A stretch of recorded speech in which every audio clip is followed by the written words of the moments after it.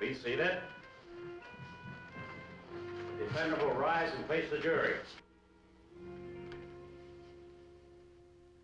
Ladies and gentlemen of the jury, have you reached a verdict?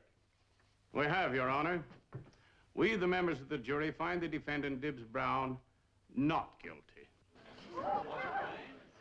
The prisoner is discharged and the jury is dismissed. Mr. Rood, you're the greatest lawyer in the world. Boy, am I lucky. Yes, Dibbs, you are. Very lucky.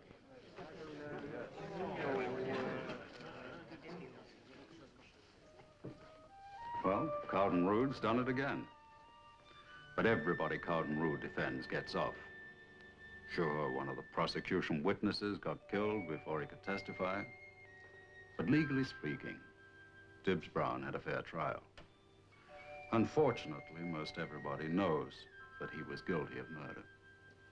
Especially the bloodhound of the New York Police Department, Lieutenant John Henry Furnack. Well, and just what's your interest in the Dibbs Brown case? None whatsoever. I'm just interested in the law. Yeah, I know. And breaking it. John Henry, you know what really fascinates me about the law?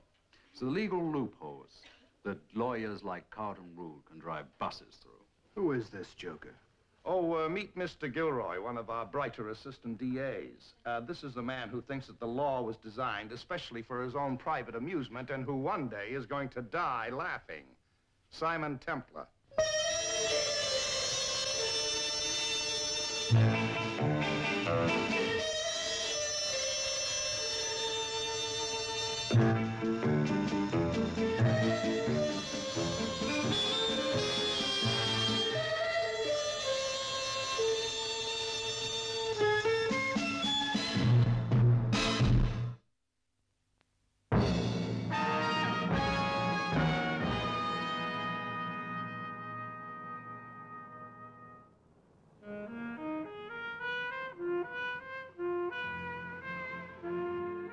Hey, Joe, there's a light on. Somebody's in there. Relax, Willis. It's only the cleaning woman.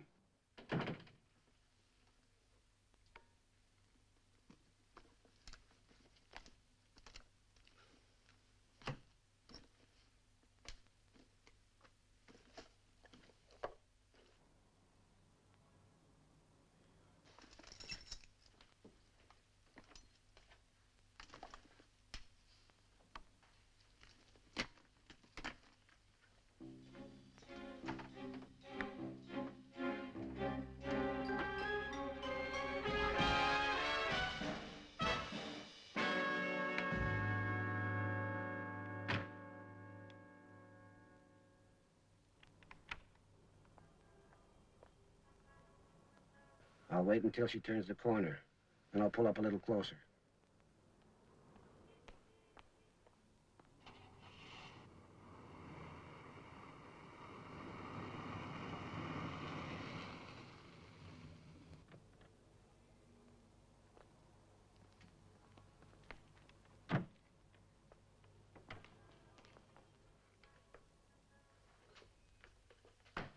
In here.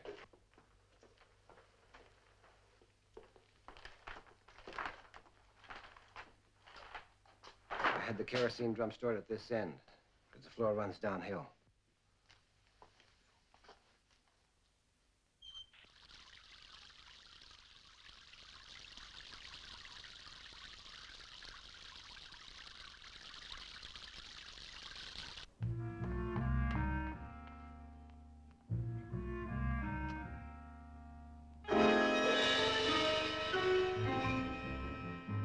Unroll the fuse.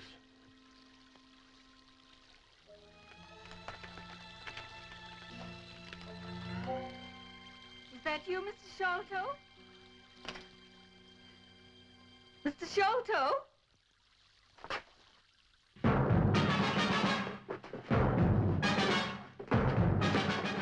Get it going! For Joe! Get it going!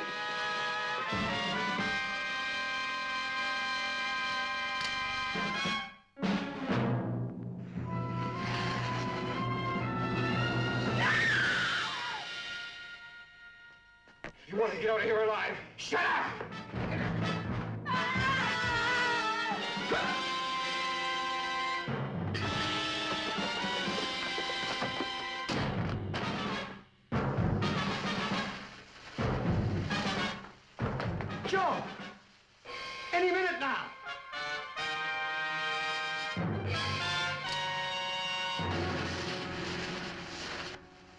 Joe, it's gonna blow! Hold it.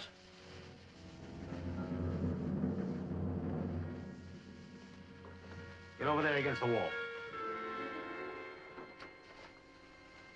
Get your hands above your head.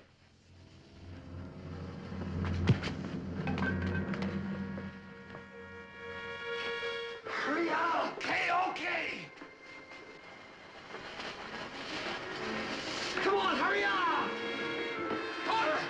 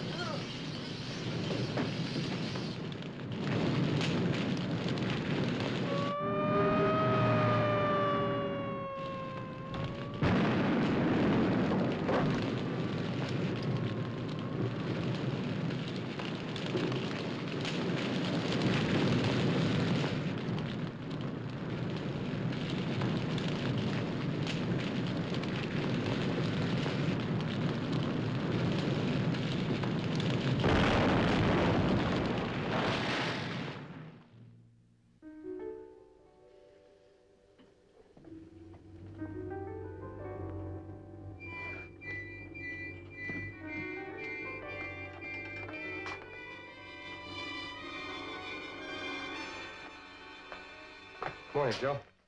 Frank, gee, is it 8 o'clock already? Yeah. What's the story? Her name's Yarrow. They pulled her out of that Shelter warehouse blaze last night. The minute she comes to, phone Lieutenant Fernack. Yeah, okay. So long. So long. Hello? Yeah. Yeah, the police woke me at 3 o'clock in the morning and told me. Well, I'm fully insured, so there's no financial loss, but what really gets me is this poor old cleaning woman. Yeah, I understand that a policeman lost his life trying to save her. Yeah, it's terrible. Well, thanks a lot for phoning. Goodbye. You know, Know what? Agnes Yarrow's still alive. She's in Bellevue. Unconscious and on the critical list. Yeah, but what happens when she comes to? She saw her. She'll talk. Willis, you know why I'm worth a lot of money and you're broke? Because I keep my head. Now, if I hadn't learned to deal with a crisis calmly, I'd never have gotten anywhere. But, Joe... Here, have a drink. Now, if that Yarrow woman talks, it's only her word against yours and mine. Now, relax. But, Joe, this cop is dead. That makes it arson and murder. We're in real trouble now. We're not in trouble. We're not gonna be. Carlton Root will take care of that. You really think so? I know so. Miss Yarrow, can you hear me? Yes. I'm Lieutenant Fernack, New York Police Department. Can you tell me about the fire? Forgot wallet. Went back. Saw Mr. Sholto's car. Check that out. Yes, sir. Did you see Sholto? Yes, recognized him. Was he alone? Miss Yarrow, was Sholto alone?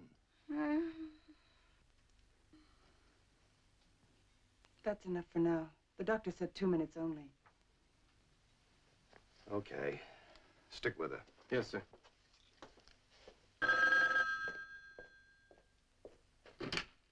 Lieutenant Fernack's office. No, he's over at Bellevue Hospital questioning the Yarrow woman. I'll have him call you. Oh, just a minute. Here he is now. It's the Department of Motor Vehicles. Vernac. Yeah?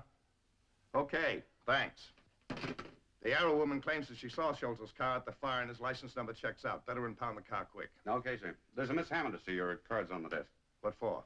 In connection with the Sholto fire. Okay, send her in. Right.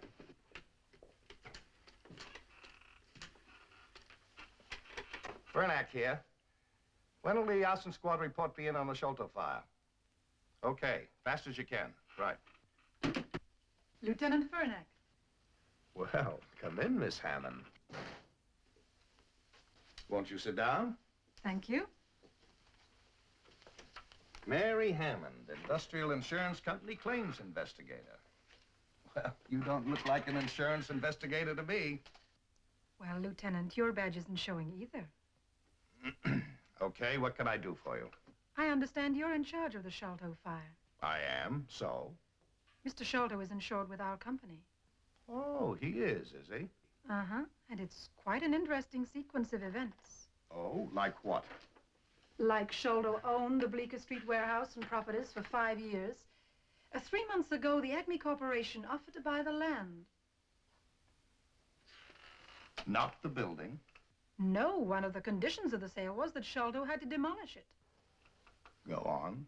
Well, just a month ago, he insured the building with us for $200,000.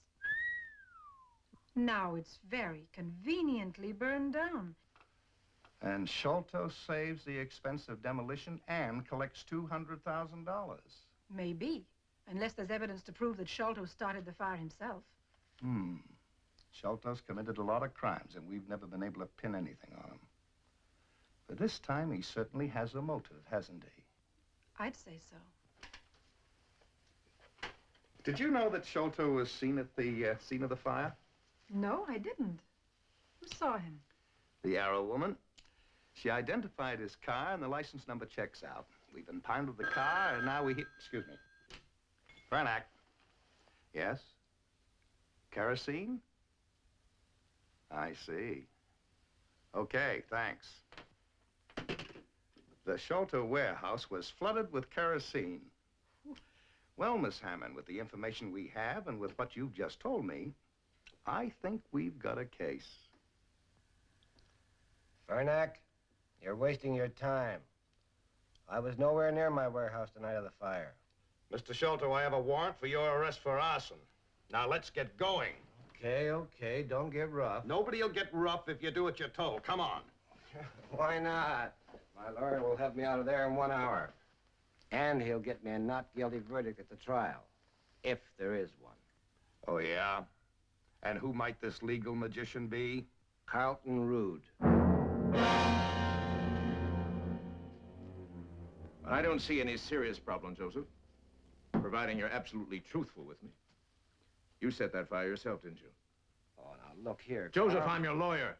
Now, level with me. It's privileged communication. It can't be used against you.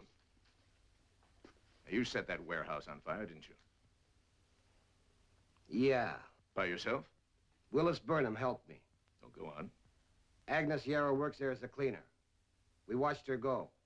She must have forgotten something because a couple of minutes later she came back. She... Caught you in the act. Yeah. And? We were desperate. I'm not interested in your emotional pressures. What did you do? We couldn't let her go, could we? You knocked her out and left her there. Yeah. Did she get a good look at you? I guess so. Could she identify you or not? Well, I don't know. It was pretty dark. What about the cop? So help me, Carl. I don't know. Look, the way I figure it is, the cop must have heard Agnes yelling for help after we'd gone. And he rushed in and tried and save her. It's the truth, Carl. On my word of honor. Let's not be facetious. So Agnes Yarrow is the only witness. That's right. And she's still in the hospital. Yeah. Carl, supposing something happened to her before the trial. As things stand now, Joseph, getting you an acquittal will be very difficult. Don't make it impossible. So that's the story, Simon. I knew you'd be interested. Sholto comes up for trial 6 weeks from tomorrow. With Carlton Rood defending. You know him. I've seen him operate. It makes me sick. Why? Because he's become a courtroom legend. The invincible Carlton Rood. He knows every trick there is in the book to get a criminal off. Confusions, delays, objections. I'd give my right hand to see him disbarred, yes. You think he'll get Sholto off? There's no doubt about it. But how? The obvious first step is to get rid of Agnes Yarrow. You mean kill her? Witnesses have died before in Carlton Rood trials. But Simon, Agnes is in Bellevue. She's surrounded with doctors and nurses. Nobody could possibly get to her there. When does she come out? A couple of weeks. Where does she live? She has a room downtown somewhere in Greenwich Village. I have her address. Does she live alone? Mm-hmm, as far as I know. You think we could talk her into staying here in my guest room until after the trial? I think so. Why don't we go down to the hospital and try it? So Mr. Templar thought maybe you'd stay at his place till after the trial. Why? I think you may be in danger. Because you're the only person who can identify the two men who started the fire. I don't think I can identify them now. Why not? Miss Yarrow, why not? Because I'm blind. When I came to, the closet was terribly hot, and smoke was coming under the door. I kept pounding on the door and screaming. Then everything went black. When I came to again, I was in Bellevue Hospital. Miss Yarrow, are you positive that the man who attacked you was the defendant, Joseph Sholto? Objection, Your Honor. The witness may possibly, to the best of her knowledge, considering her state of health, believe that she saw Joseph Sholto. But in no circumstances can she possibly make a positive identification of the defendant, because she cannot see him. Objection sustained. Very well, Your Honor. I'll rephrase the question. Miss Yarrow, you are positive the man who attacked you was Joseph Sholto? Yes, sir. You saw him, you recognized his voice and his car? Yes, sir. Thank you, Miss Yarrow. Your witness. May it please the court, I would like to defer my cross-examination of this witness until after I have presented witnesses for the defense. Granted. The prosecution rests. You may step down. At this time, Your Honor, defense moves for a direction to the jury of acquittal on the grounds that the learned prosecutor has based his whole case upon surmise and upon one witness who, for obvious reasons, cannot possibly make a positive identification of the defendant. I think not, Mr. Rood. Your motion is denied. Call your first witness. As Your Honor pleases. We call Mr. Willis Burnham. Call Mr. Willis Burnham. You were fine, Agnes. How do you think we're doing? With your insurance testimony and Agnes being an eyewitness, we've got Sholto nailed. Are you sure? I think so. I do. Be seated.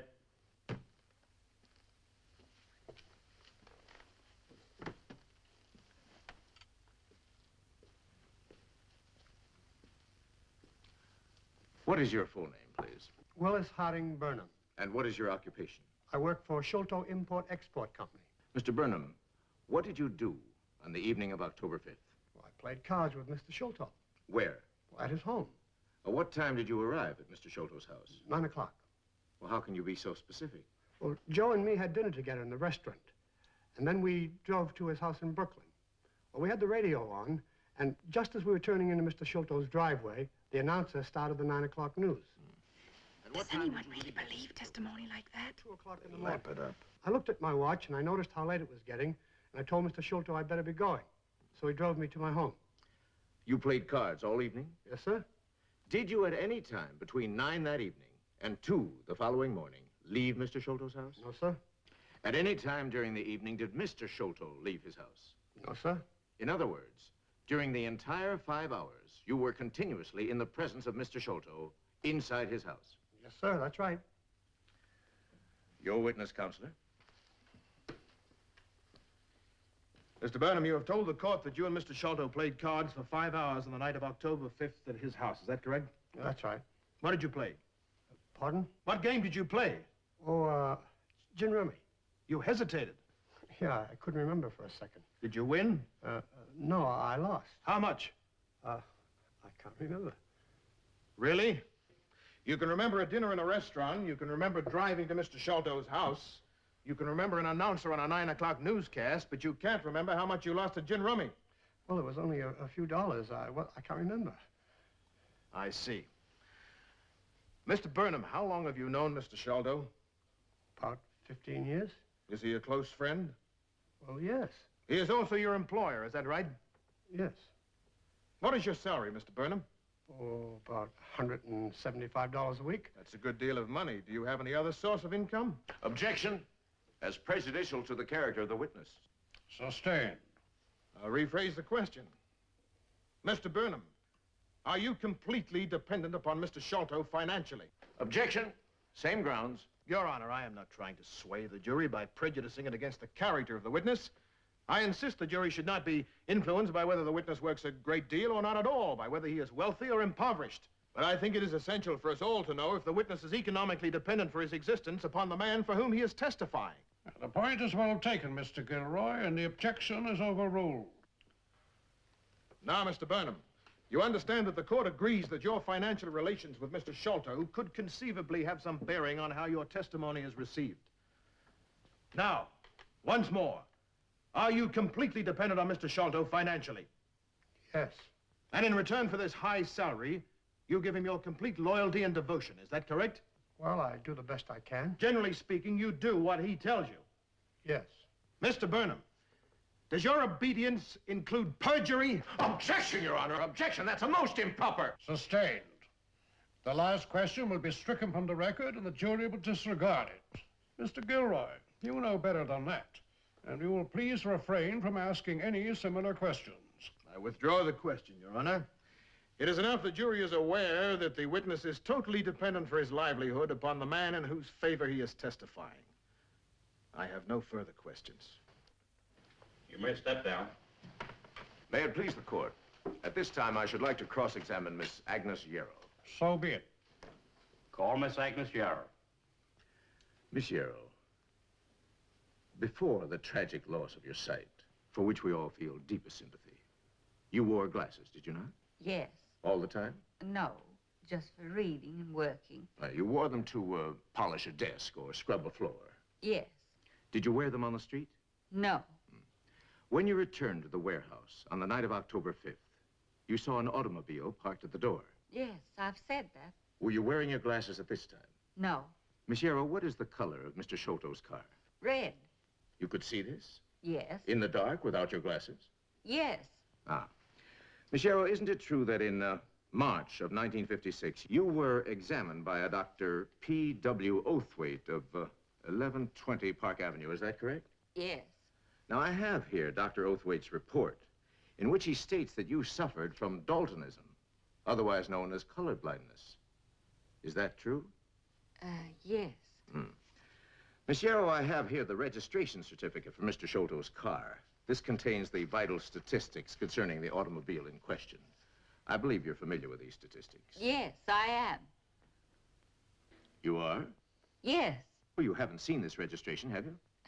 Well, no, of course not. Then how do you know what's on it? Well, Lieutenant Furnack impounded Mr. Sholto's car. I think that's the term. And then when Mr. Gilroy was preparing the case, well, he, you know. He told you? Well, yes.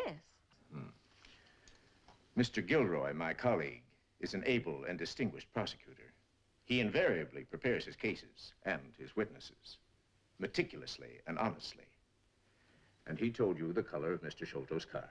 Well, I knew it was either red or green. He told you the color? Yes, because I wasn't sure which. Did he tell you the license number, too? Objection, Your Honor. I withdraw the question. Now, Miss Yarrow, let's retrace our footsteps a little. When you went back to the warehouse to collect your forgotten wallet, and you saw a car which you assumed to be Mr. Sholto's, you were not wearing your glasses. I've said that. No, I wasn't. And you went into the warehouse Yes. Were there any lights on in the warehouse? No. It was in complete darkness? Yes. Except for the flashlight beams. Ah, yes, the flashlights. Now, when you stood at the doors which lead from the receiving area to the warehouse storage area, a flashlight beam was pointed directly into your face, was it not? Yes. So that you couldn't see clearly who held the flashlight. Well, no. The light was right in my face. In fact, you could see nothing of the interior of the warehouse storage area at all. I saw enough to recognize Mr. Sholto. Well, you testified earlier that you called out. I believe your exact words were, "Is that you, Mr. Sholto?" Am I correct? Yes. So that you weren't sure whether it was Mr. Sholto or not. Well, I'd seen his car. I just knew it was him. You mean you assumed it was he? Well, I mean, who else could it have been? Well, Miss Yarrow, I don't know. It might have been anybody, mightn't it? It was Mr. Sholto. I know it. Now, after you called out, "Is that you, Mr. Sholto?" you turned around and started running towards the doors. Yes. Well, now, why would you run away from Mr. Sholto? I was frightened. You've been frightened by Mr. Sholto on earlier occasions? No, but... But you weren't sure who it was. I know it was Mr. Sholto. Miss Yarrow, you had your back to this man who was running after you. Yes. Therefore, you weren't looking at him. Not exactly. Miss Yarrow, your back was to this man, was it not? Yes. And then this man grabbed you from behind and started dragging you towards the warehouse office. Yes. Therefore, at no time on the night of October 5th were you ever actually face to face with this man. Well, no, it all happened so quickly. And you were very frightened. Well, of course I was frightened. And confused. I know it was Mr. Sholto. Miss Yarrow, you are under oath. Did you ever, on the night in question, see Mr. Sholto face to face in even a reasonably good light? No. Then you cannot positively swear beyond any question of a doubt that your unknown assailant was Mr. Sholto at all. No.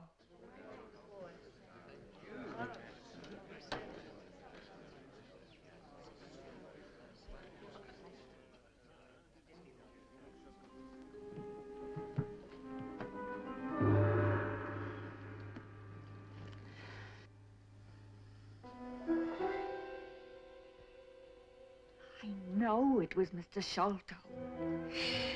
I recognized his voice that night, and I recognized it again this morning when he spoke to me. I know it was Mr. Sholto.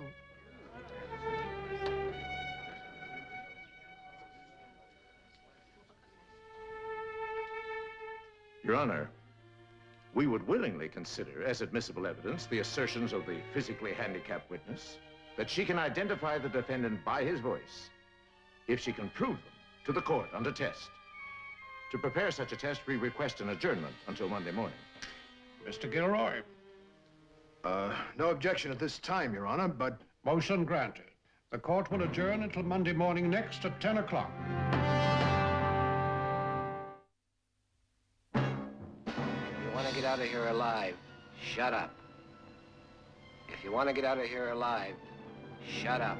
Have you got it? I think so. It's a cinch. You can borrow the tape machine if you want it. Just be good, and you'll be well paid. Miss Yarrow, you have testified before this court that on the night of October 5th, you heard a voice. Is that correct? Yes. And that this voice said to you, "If you want to get out of here alive, shut up." Is that correct? Yes. Now, you further testified that this was Mr. Sholto's voice, and that you'd recognize it again. I'd recognize it anywhere. Now, Miss Yarrow, you're going to hear the words that you claim you heard spoken in the warehouse on the night in question. Perhaps one voice, perhaps not. One of these voices will be Mr. Sholto's. Are you ready? Yes. If you want to get out of here alive, shut up. If you want to get out of here alive, shut up. If you want to get out of here alive, shut up. Now, Miss Yarrow, you're going to hear the voice or voices again. Are you ready? Go ahead. If you want to get out of here alive, shut up. Miss Yarrow, is that the voice you heard in the warehouse on the night of October 5th? Yes. You're sure? Yes. Positive. If there's any prompting or comment from the spectators, I shall clear this court immediately. Now, let's try again, Miss Yarrow. If you want to get out of here alive, shut up. Is that the voice, Miss Yarrow? They sound so much alike. I don't know. You just said you'd recognize it anywhere, Miss Yarrow. I'll give you another chance. Now, this is the same voice again. If you want to get out of here alive, shut up. That's it. I'm positive. You are? Yes. Miss Yarrow, here's another voice. If you want to get out of here alive, shut up. Is that the voice you heard in the warehouse on the night of October 5th? I don't know. No. You're sure?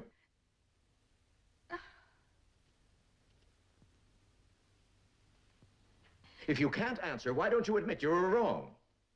Are you afraid that if you were wrong about this, you might have been wrong about everything? Your Honor, we agreed to a courtroom test, not the procedures of a torture chamber. I'm perfectly willing to give Miss Yarrow another opportunity.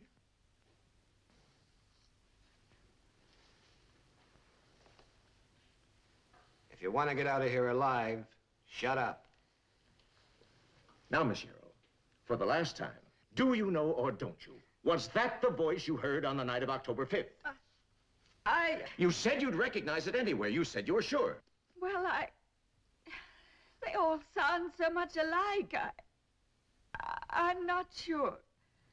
You're not sure of anything, are you, Miss Yarrow? No. No, You did not recognize Mr. Sholto that night, and you did not recognize his voice. Isn't that true? Yes, yes.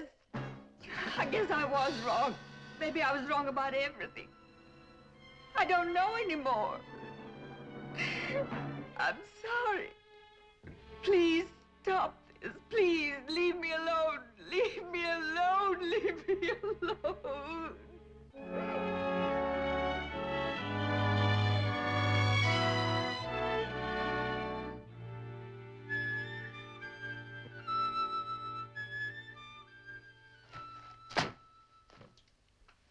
Sorry. Don't feel too badly, John Henry. You did your best. Yeah, but it wasn't good enough. Well, let's say it wasn't as good as Carlton Rood's. That lying shyster fraud. Do you know something? He's talking to the Bar Association tonight, and his topic is courtroom technique. If you've got nothing better to do, listen in. It's on FM radio. I'll do that. Look, for all I know, maybe the cop did hear Agnes screaming and rushed in to try and save her. You believe that? No. Neither do I. It isn't a question of what you and I believe. The state of New York says the Sholto case is closed. Well, it's fine for you, John Henry. But it's not closed for me. Now, look here, Templar. Don't you go sticking your nose in where it's not wanted. John Henry, me stick my nose in? It's too small. Mr. Rood, it's a very intriguing idea for the public. A famous lawyer's reminiscences about his outstanding cases. What would you call the book? Why, the Carlton Rood story. As told to Tom Simmons, I presume. Mr. Rood, I'm not interested in getting the credit as the author. All I want is 50% of the royalties. You'll take the fame, I'll take the praise. Oh, yes, the money. Now, if you can see your way clear to giving me your cooperation, I'll set up a deal with the publisher tomorrow. Very well, Mr. Simmons. I'll think it over. Fine. Here's my card. You give me a call. Won't take but more than a couple of weeks of your time. You just supply me with the court records and talk them over with me briefly. And, of course, the finished manuscript is completely subject to your approval. As I said, Mr. Simmons,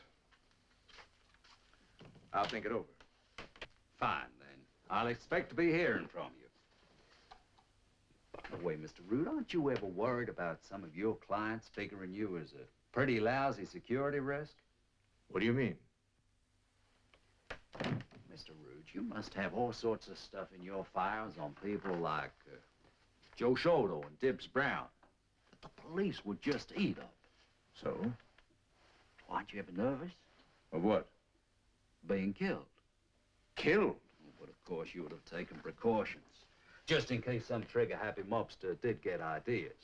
Oh, by precautions, I mean like making a list of the people most likely to worry about you, leaving it in safe hands, with instructions to deliver it to the police in the event that you should expire suddenly. And, of course, dropping a few words in the right places about what you've done.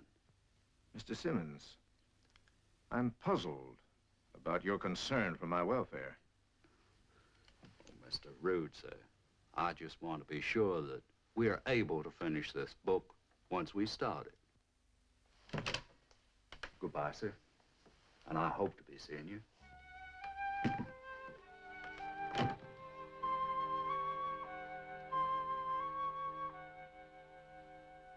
And in conclusion, ladies and gentlemen of the Bar Association, let me suggest to you that serving these cherished, eternal ideals of justice is the solemn, sacred mission of each and every humble practitioner of the law.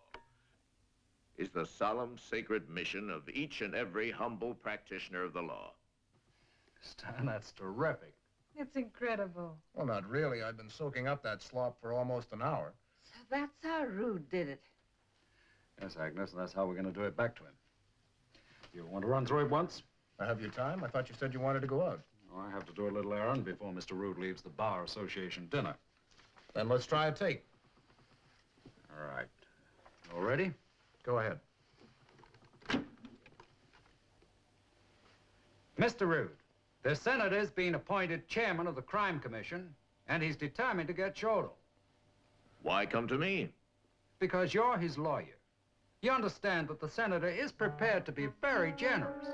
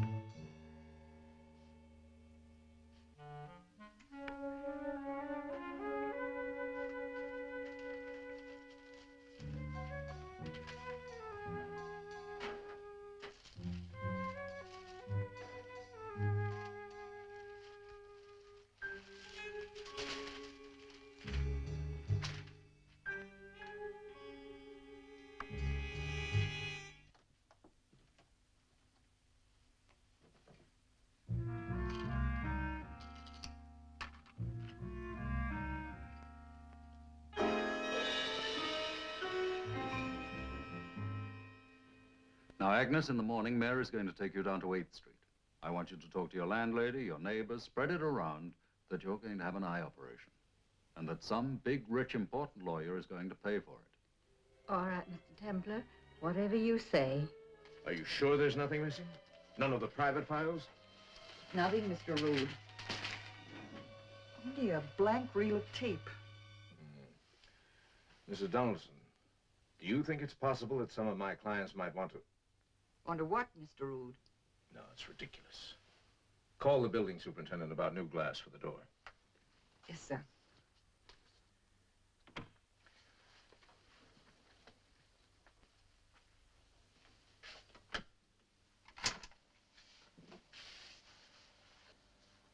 Mrs. Donaldson, 3 copies of this in my personal and confidential file. To whom it may concern, this is a document to be used only if I should die of anything but the most incontestably natural causes. From time to time, in my role as defense attorney, information on such men as Joseph Sholto, Dibbs Brown, Herman Schacht. What's that for? Mr. Sholto, it's a tape recorder. But what for? Well, a tape recorder is a thing you record on or play something back on. Yeah. Are you trying to be funny? I'm never funny. I'm trying to help you. Why? Let's say I am interested in your career. Yeah? Since when? It's been going on a long time.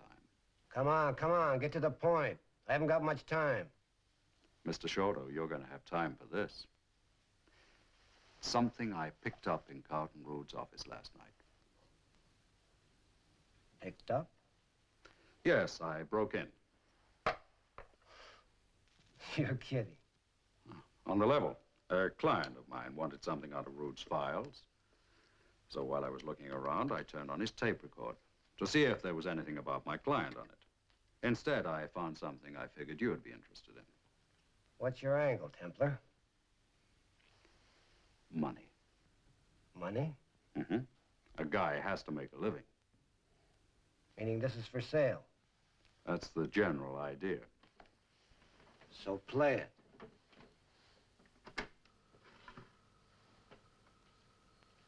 Mr. Rood, the senator's been appointed chairman of the Crime Commission, and he's determined to get Sholto. But why come to me? Because you're his lawyer. You understand that the senator is prepared to be very generous. How generous? If Sholto's convicted, $100,000. If the senator also nails the 3 other clients of yours whom we've discussed, you'll get a federal judgeship. Are you interested? I might be. It would be a nice, distinguished peak to retire to in a few years, and a perfect out from having to defend your old clients. Well, Sholto wouldn't present much of a problem. He set that warehouse fire, you know. Willis Burnham helped him. Burnham? Oh, you wouldn't have heard of him. He's a stone-headed little creep Sholto keeps around for laughs. Why, that dirty... Shut up. Pretty strong hunch they murdered the cop who was involved. Mr. Rood, will you cooperate with Senator McPherson generally? You may tell the senator that Carlton Rood will be delighted to do everything in his power to make the Crime Commission effective. What's the idea? Oh, that's enough for a free sample. Turn it on. The rest is blank tape. I can't believe it. That's Rude's voice, all right. Joe, I warned you. I told you that guy knew too much. There is more. Where? In a safe place. If you want to know what Rude is going to do, you're going to have to pay for it. Of course, the advantage of knowing Rude's plans is that you might be able to stop him. And you do want to keep all this, don't you?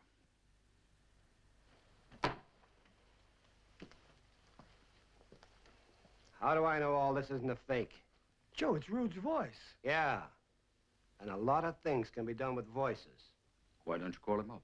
And say what? Well, ask him if his office was broken into. Ask him if anything was stolen. Just don't let on you know anything. Go ahead, Joe. Call him.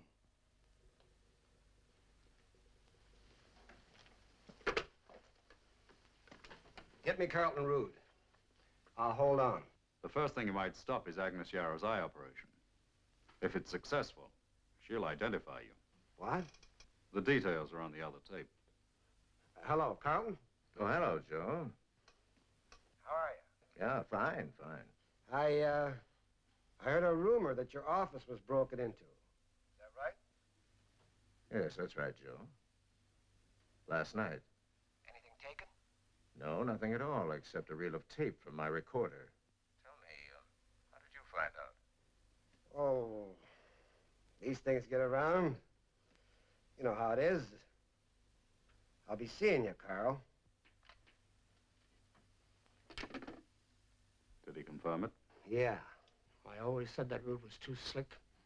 Joe, you gotta shut him up. What's all this about Agnes Yarrow? Oh, ask anybody in her old neighborhood. She lives down on 8th Street. I have her address somewhere.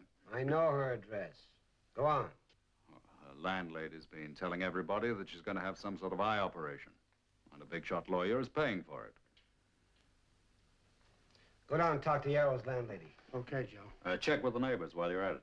Okay.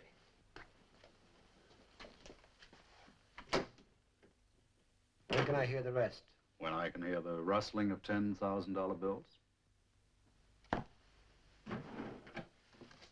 Who else is on the list? Oh, Dibbs Brown, Herman. Can't trust anybody. Not even your own lawyer. Here. Fair exchange. Now beat it.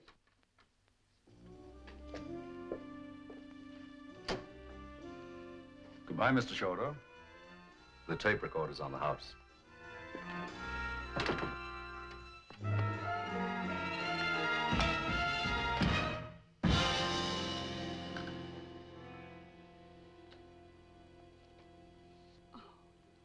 $10,000. Why, that's a fortune. It's all yours, Agnes. Simon, what do you think will happen? Who knows?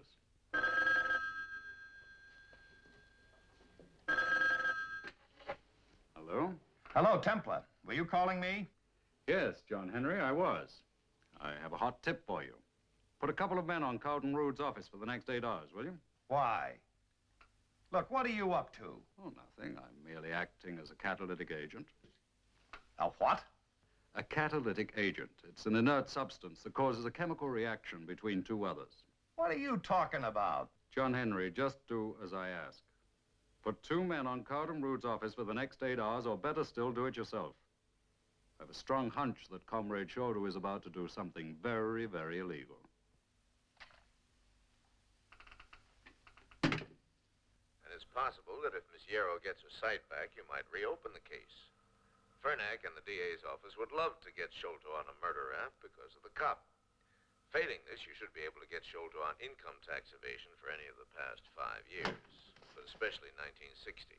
Joe, In my it's true. opinion, Senator McPherson's best line. Did you talk to the landlady? Yeah? And to the old lady next door. They both say that Agnes is having an eye operation, and that some big shot lawyer's picking up the tab. Come on, Willis.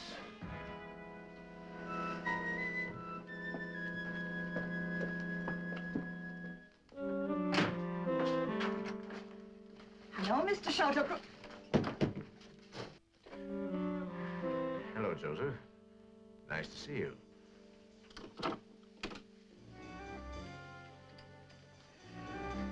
Won't be for long. What is this? How dare you lock my door? How's Senator McPherson? Who? So I'm a stone-head little creep, am I? What are you talking about? So Carlton Rood would be delighted to do everything in his power to make the crime commission effective, huh? Well, well, well. You're drunk. Joe, look. Private and confidential. But then you don't keep any secrets from me, do you? Well, you have no right to look in that. It's... You even had to write everything down, didn't you? You rotten, two-faced, double-dealing... Shush! Get out! You heard me, get out! Shelter in there? Yes. Get out! Come on, open up!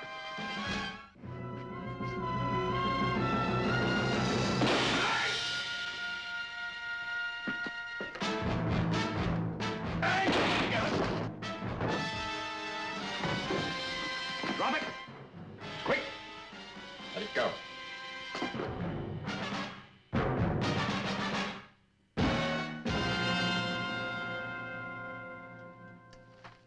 Well, that's that. Something bothering you, Lieutenant? You know, Templar, I've got a feeling that you had something to do with this. John Henry, you got me to the quick. Did I shoot Burnham? Did I shoot Rood? Did I sentence Sholto to the chair? No, but you knew something was happening. That's why you asked me to keep an eye on Rood's office. But I didn't know what was going to happen, did I? And if Sholto hadn't locked the door, you would have been in time. John Henry, I give you my word, all I did was set in motion certain actions and reactions. The ungodly behaved predictably, with the end result that evil destroyed itself. Now, how about having a steak with Mary and me? You paying? And I always...